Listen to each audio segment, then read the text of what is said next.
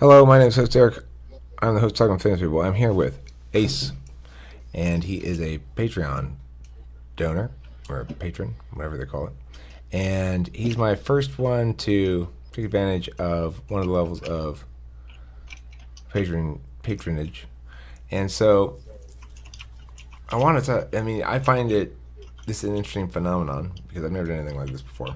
And so, if he was expecting a polished professional coming in and giving him some sort of polished professional thing, then that's not what I really have to offer right at the moment. But maybe he can help me make it more polished and professional.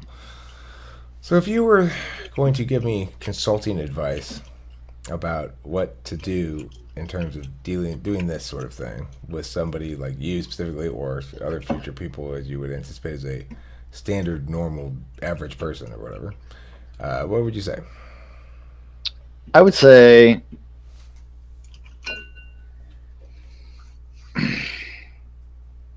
what I came here specifically, I could probably guess what I came specifically, like what I paid for more or less was I think I have a good idea of what I am. I'm fairly certain, but I'm also new to this, to MBTI in general, to the whole field.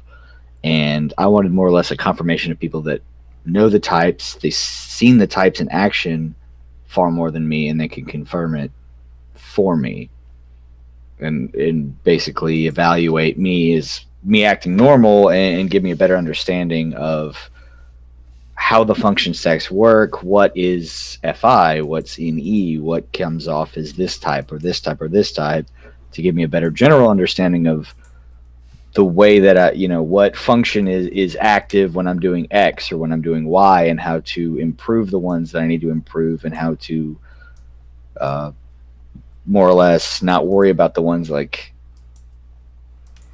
Okay. when I first discovered ENTP, me in particular, it actually helped me a lot come to terms with just who I am. I'm sure you can relate, obviously, the habit of just jumping trains of thought one after the other, like something just popped into my head, and then it sparks two or three other things, and I'm just jumping from thing to thing, and people are like, "You're out of your mind. I can't follow you. How are you doing this? Can you slow down?"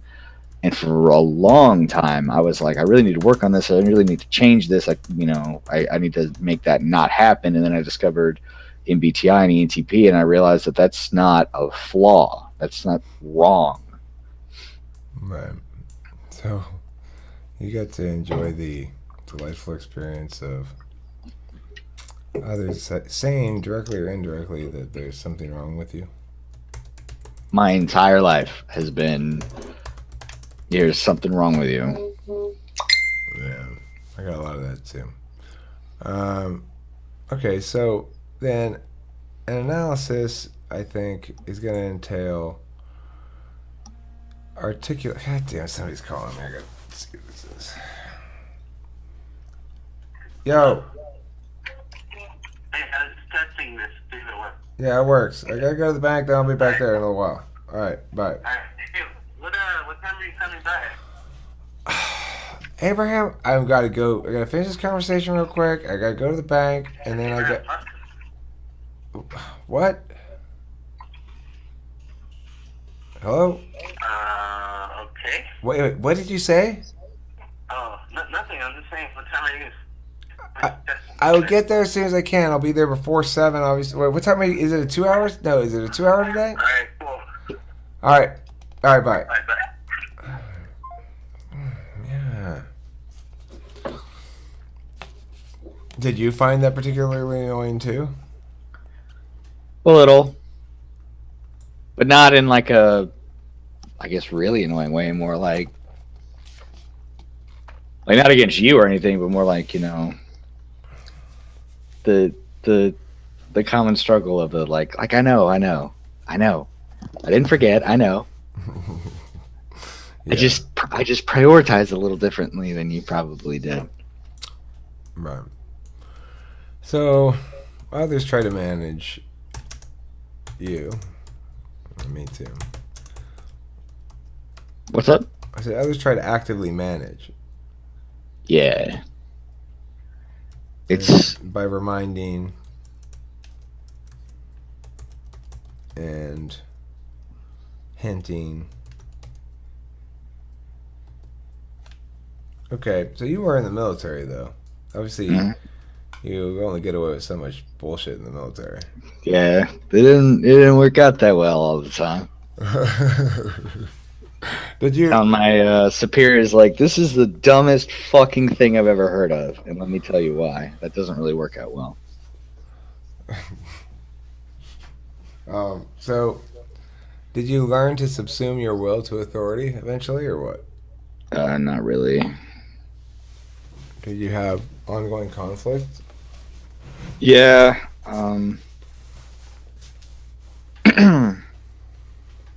I basically got away with it because I was really good at my job and I fixed helicopters like Apaches. Hmm. Um, I fixed those and I got away with it a lot because I was really good at my job.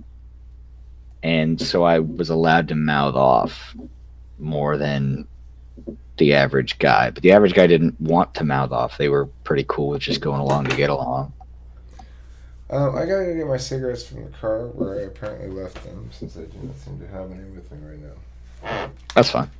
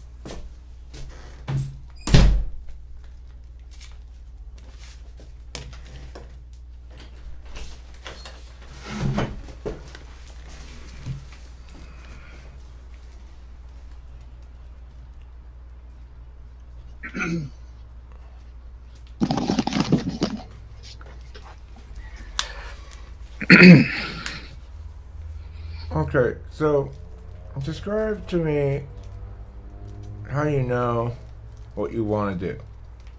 I have no idea what I want to do. I have ideas. I've always been interested. I've always loved to act.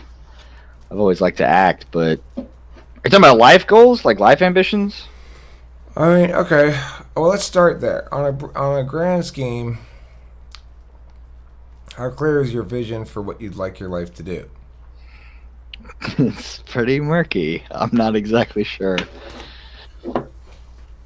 There's a lot of things I want to accomplish, but I don't really have like a single driving force of like this is what I was meant to do or this is Do you like the do only. you make media of some sort? I write. You write, okay. Hmm. You write fiction. Yes, I write fiction, poetry on occasion. Cool. You write genre fiction. Right now I'm laying the framework for a novel called Skyworld, which is science fiction, steampunky fantasy sort of. Right. Yeah, read or read, but I used to read novels. I don't really read novels anymore because I'm busy doing this stuff mostly.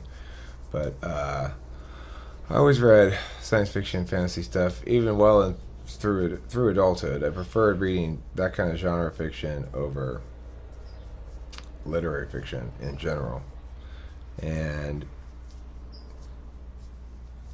I've done a little bit of writing. You know, I'm not meant to be a writer. I think because I'm a little bit too extroverted.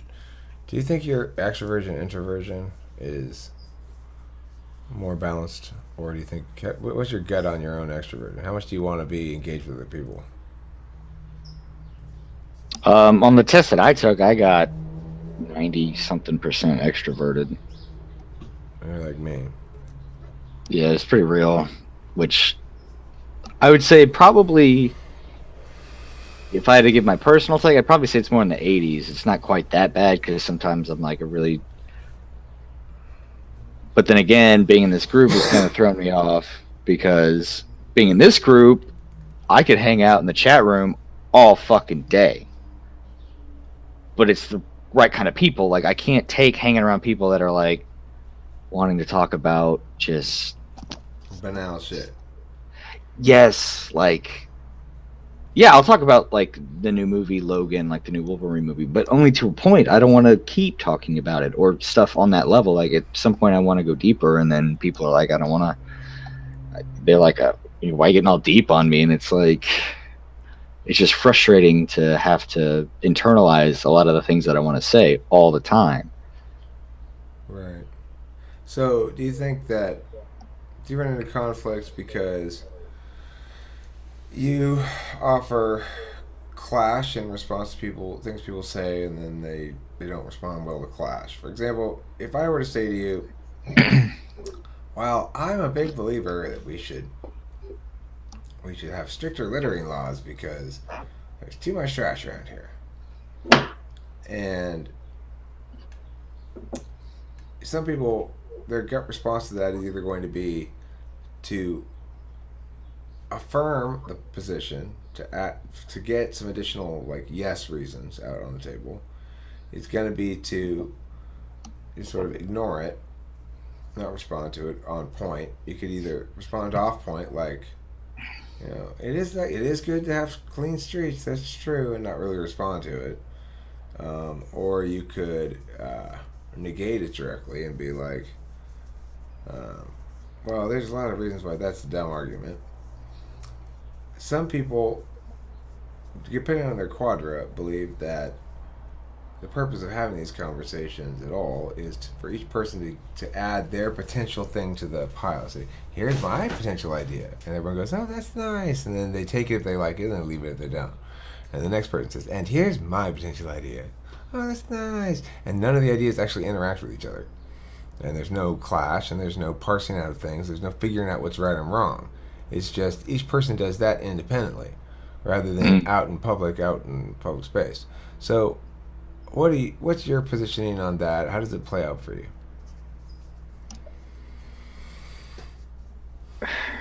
I mean, I can tell you what I would like and what I have been more or less forced to do. Like earlier when we were talking about the immigration stuff, I don't know about you, but I was actually disappointed that nobody seemed to really disagree flat out. Everyone was kind of on the same page, and I almost was disappointed, like no one disagreed with us.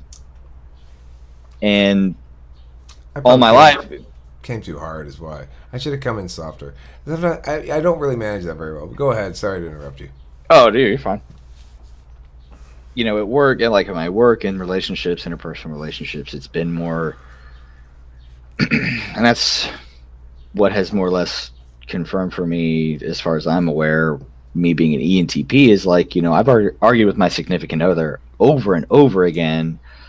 And like we did earlier today, it's like we can get down to that level where we're like, no, you're fucking wrong, that's stupid, whatever, and we can bounce right. We know in between us that it's nothing about it is personal, and we can just bounce right back. And with her, NTP?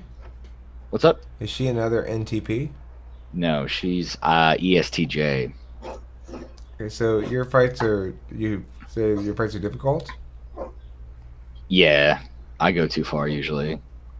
Not in my opinion, but she takes everything really personally. Like, she takes it way more personally, and I'm like, I didn't mean it. Like, I think she's stupid a lot. Well, okay, that's interesting. That's a TETI thing, and I can talk about that in great depth. Unfortunately, I can't talk about that in great depth right now. We'll have to finish this on. We'll have to continue tomorrow.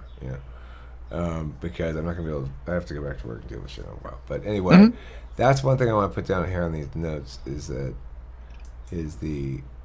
relationship thing, because when that relationships are always an area where it's actually possible, unlike most things in life, it's actually possible with relationships to get and hear and execute advice that makes a difference. And a lot of things in life, I don't think people say, well, I don't know what to do.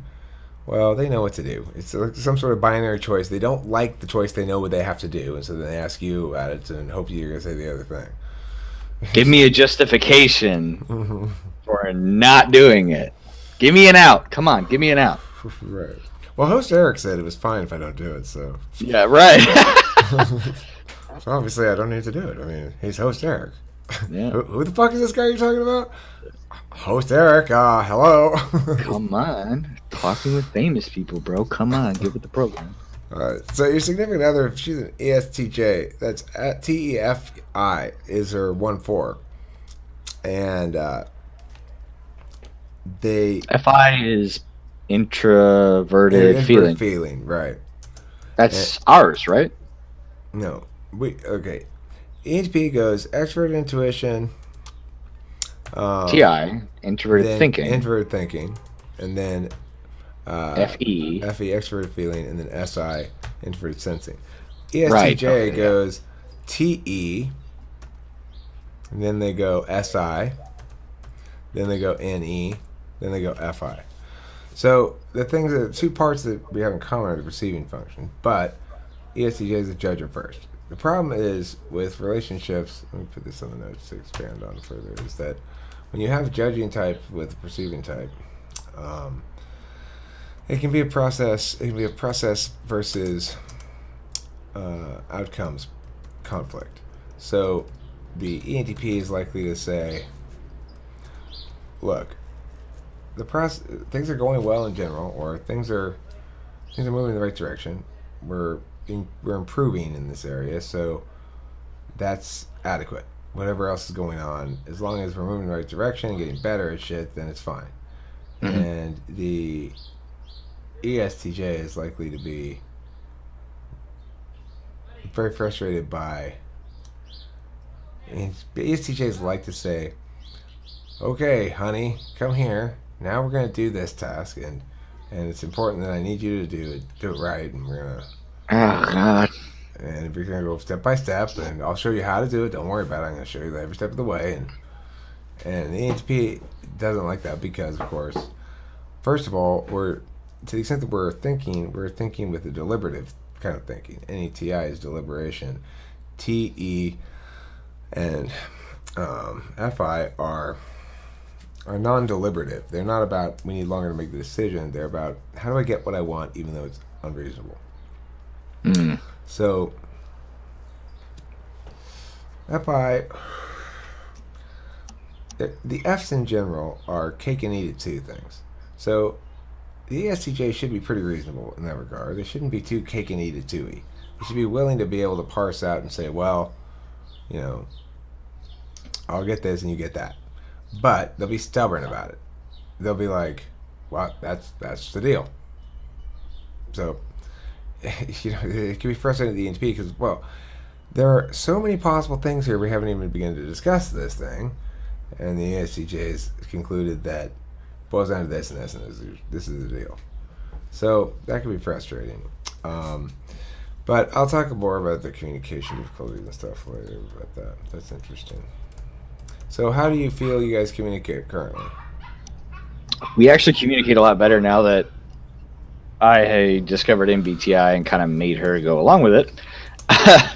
Because having read up on my type and how I come across to a lot of people, especially to a sensing type like she is, I've stopped quite a few times and been like, okay, she'll respond to me and I'll be like, okay, no, I know exactly how you took that. Now that I think about it in a different way, I'll be like, no, I know how you took that. Let me rephrase that.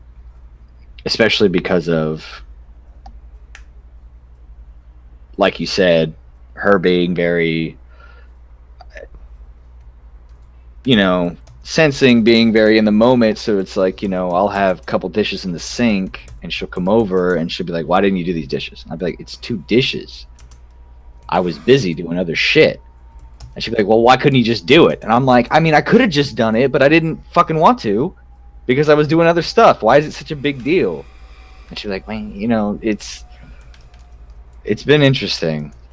I don't know, I strayed from the point, but I think we communicate much better than we used to. We used to not even acknowledge almost that we spoke different languages. Mm-hmm. And now we do. We're like, okay, this is just how you think. This is just how I think. And we have to meet somewhere in the middle. Right. Well, it has to do with the fact that ENTPs have subjective judgment with objective framing. So that it doesn't really matter what we actually do. What matters is that we agree on what it means. So that's going to be obviously a conflict with somebody who's got objective judgment with subjective framing. In other words, the ESTJ is going to be like, it matters that we got it done. What it means we can figure out later.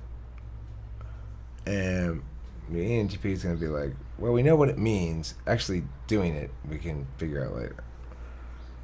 So Yeah. when we tend to be like, we've come to an agreement about something, so that's resolved the problems because we're in agreement metaphysically about it. The actual execution of the thing we just agreed upon seems irrelevant to us because we've resolved the gap in the only area that matters, which is abstractly. Yeah, that makes a lot of sense. Putting it that way, yeah, for sure. And then she probably was like, but you didn't fix the thing yet. It's still broken. Yeah, but we talked about it. Yeah. She'd be like, okay, well, you need to fix. God, we've had that talk a bunch. Like, okay, well, you need to work more on, doing the little things that matter to me. And I'll be like, yeah, absolutely, I do. I need to, be more attuned to the details. And then we'll just talk about it. And I'll be like, cool, fix that. Anyway, over here, moving on. Right. And then I won't do it. And she'll be like, we just talked about this. And I'll be like, yeah, we did. And you probably think this. Listen, I directed a lot of the important kind of energy to this problem already. We've discussed it. I've successfully directed my TI to analyze it and breaking it down for you. Parsed it out. I've been fair the whole time, making sure I didn't abuse you rhetorically, even though I could have. And we came to an agreement in principle about how this shit should play out. Now, you keep telling me that it matters to you whether I actually do the thing, okay? But what I'm telling you is, I've already done so much. All the whole fucking, I figured out the problem already. So we need a third party to actually execute the doing of the things, like the picking up of the underwear off the floor, for example. Can I hire a guy to come?